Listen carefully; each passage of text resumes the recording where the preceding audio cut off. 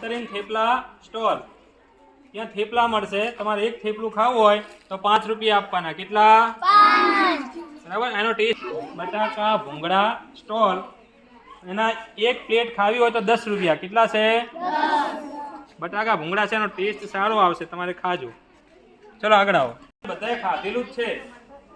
રામ ધણી ટામેટા ડીશ. તમારે ટામેટાની ડીશ ખાવી હોય, એક ડીશ ખાવી હોય તો એની કિંમત છે 2 રૂપિયા. બરાબર. ટામેટાની ડીશ છે. બધો આ બાજુ પાપા કી પરી ઢોકળા સેન્ટર.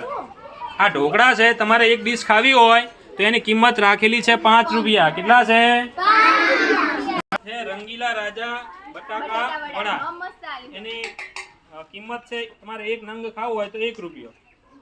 આ સ્ટોલનું નામ છે જય ભવાની ગુલાબ જાંબુ.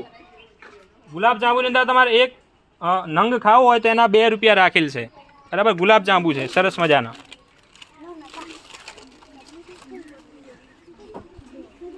આ બાજુ આવો.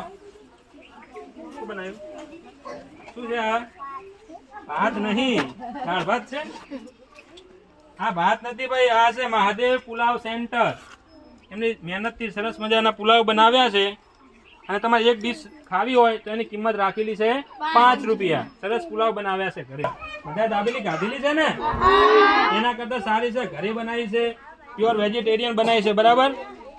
એક દાબેલી ખાવી હોય એના 10 રૂપિયા. મેથીના અને બીજા સાના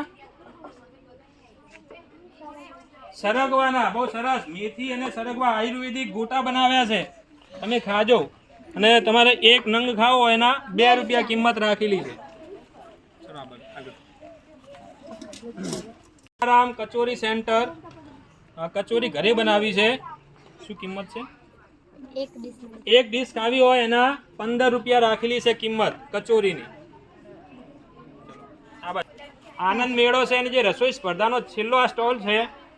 વેલકમ બટાકા પૌવા સ્ટોલ. સરસ મજાના બટાકા પૌવા બનાવ્યા છે, જેની કિંમત એક પ્લેટ ખાવી હોય તો 10 રૂપિયા છે. કેટલી છે? 10. સરસ મજાના પૌવા બનાવ્યા છે, તમે આ પણ ચાખજો. હવે પ્રમાણે તમારી ઈચ્છા હોય, જે સ્ટોલમાં જે ખાવું હોય એ છૂટતી. બરાબર. પોતપોતાની રીતે તમે પૈસા આપી અને ખાઈ શકો. જાઓ, છૂટા હોય.